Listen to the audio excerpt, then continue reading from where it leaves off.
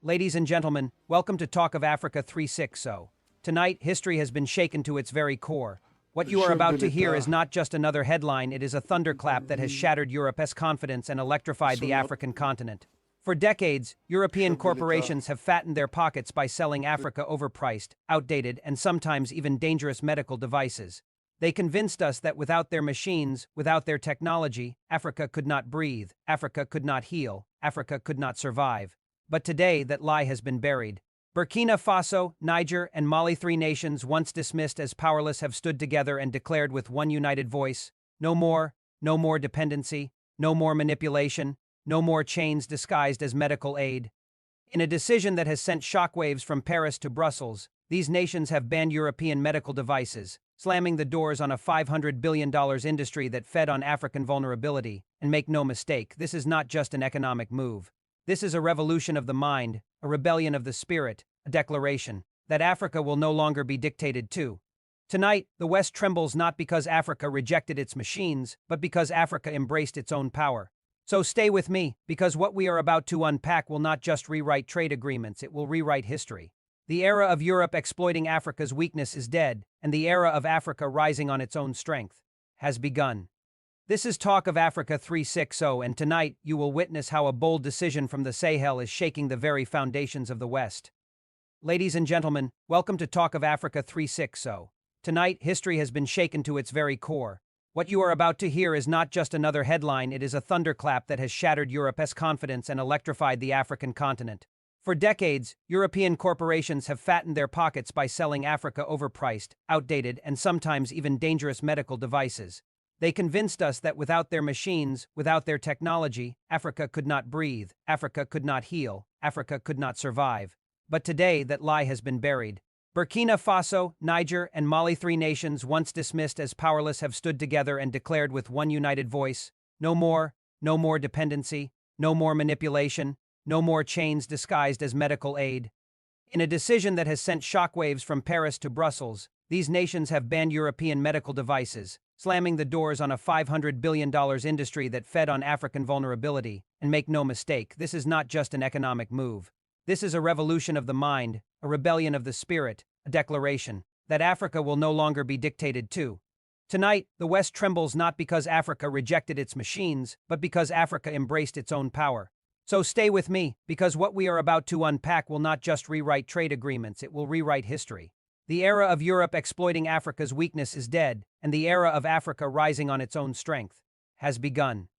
This is Talk of Africa 360, and tonight you will witness how a bold decision from the Sahel is shaking the very foundations of the West. Ladies and gentlemen, brothers and sisters of Africa, and citizens of the world tuning in right now, welcome to this special broadcast. You are watching history unfold, live and unfiltered.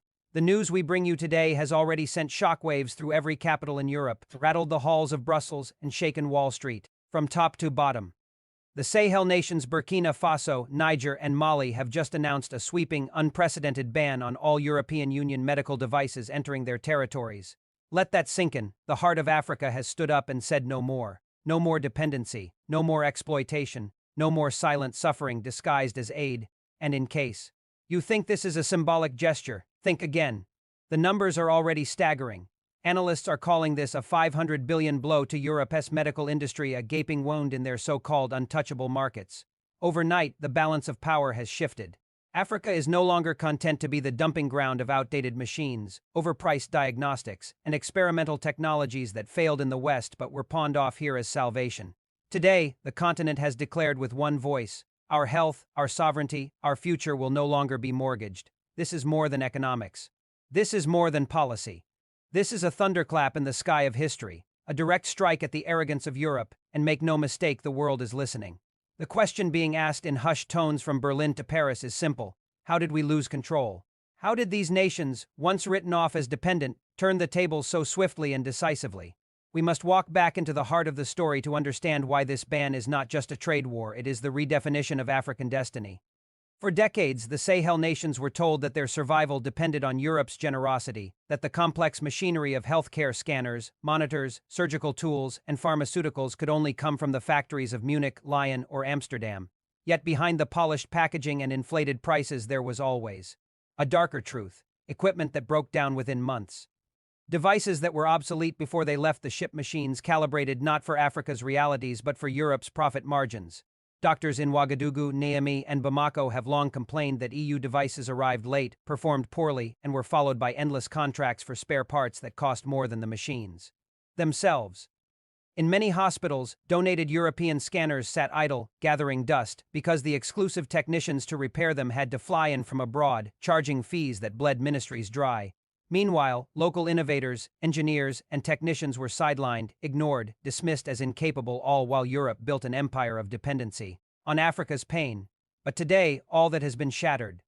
Burkina Faso's President Ibrahim, joined by Niger's leadership and Mali's transitional government, announced the ban in one united voice, declaring, "Africa will no longer heal with broken tools. We will no longer accept second-hand solutions for first-class lives.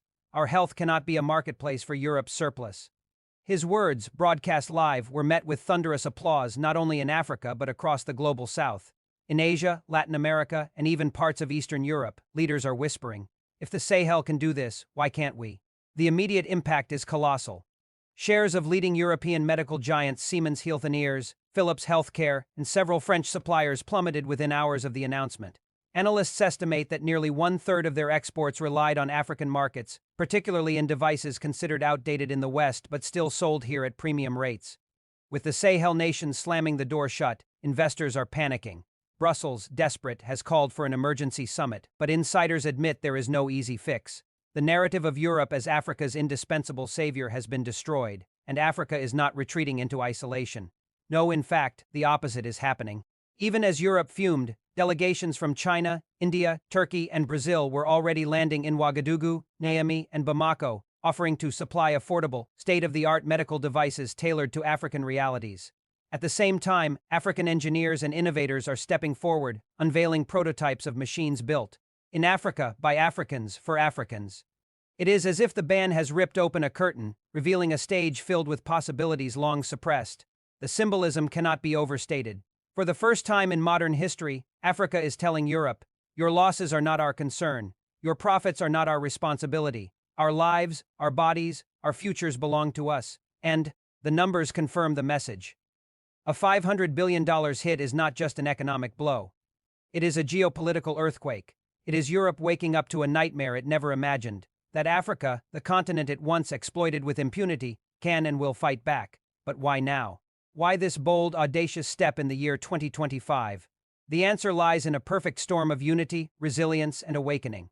After centuries of exploitation and decades of post-colonial dependency, the Sahel has grown weary of promises. The people have grown weary of waiting, and leaders have ignited a fire that refuses to be extinguished. He has said it before and says it again. We are not poor. We are made poor. We are not weak. We are made weak. And today we reclaim what was always ours: dignity. Tonight we stand witness to that dignity taking shape, not as words, not as slogans, but as action with teeth, action with consequences. Europe has lost $500 billion in one stroke, but Africa has gained something far greater: self-respect, confidence, and the right to define its own medical future. And as this story unfolds, one thing is certain: the shockwaves are only beginning. The shock is not just in the numbers, it is in the psychology of power. For centuries, Europe carried itself with the arrogance of inevitability. The assumption was simple: Africa would always bend, always depend, always beg. From colonial rule to post-independence treaties, from so-called development loans to the predatory trade agreements of the EU, Africa was conditioned to believe it could not survive without Europe's shadow looming overhead. But the ban announced today by Burkina Faso, Niger, and Mali has cracked that illusion wide open. Europe is staring at a truth it has avoided for decades: Africa has options. Africa has allies. Africa has the courage to burn the bridges of dependency and light a new path forward. Consider how Brussels reacted within hours of the announcement. Officials scrambled for words, issuing vague statements about dialogue, partnership, and unfortunate misunderstandings. But behind closed doors, reports from European media confirm that anger and panic dominate the atmosphere. Pharmaceutical lobbyists are storming the offices of EU commissioners, demanding immediate retaliation. Exporters are demanding compensation. Investors are warning of a long-term collapse in Europe's medical dominance over Africa.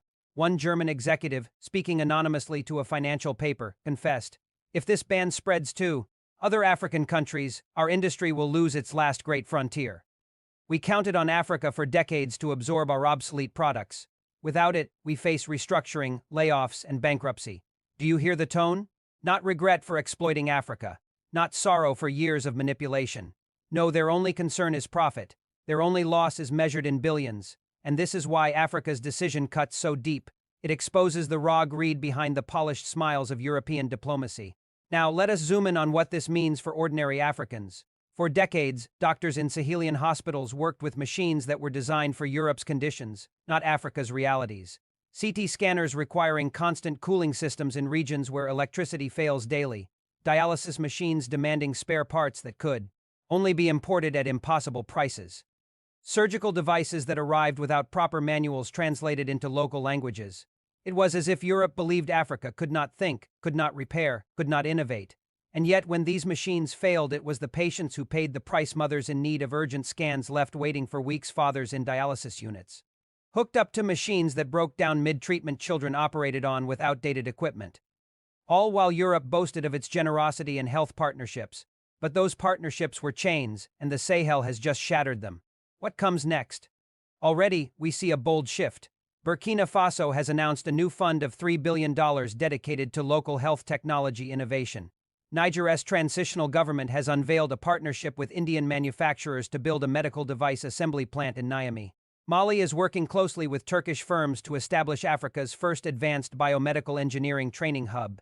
And at the same time, African universities are receiving record funding to develop homegrown medical solutions, from solar-powered incubators to AI-driven diagnostic tools that function offline. This is more than replacement. This is transformation. Europe sold Africa machines that locked it into dependence. Africa is now building tools that free it into independence. And here lies the true brilliance of this ban. By rejecting EU devices outright, the Sahel has forced Africa into a new era of creativity and collaboration. It has signaled to the entire continent that innovation is not optional, it is survival. And the people are responding. Young engineers in Bamako are 3D printing spare parts for machines that Europe said were too advanced to repair locally.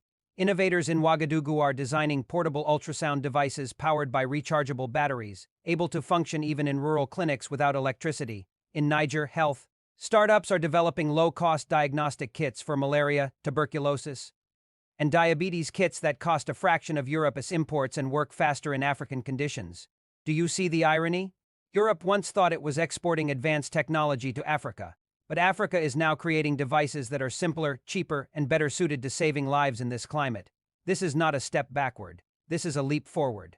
But let us not be naive. Europe will not take this humiliation lightly. Already, whispers of retaliation are circulating.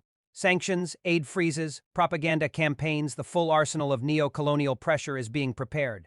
Brussels will frame this as a public health crisis and accuse the Sahel of endangering lives.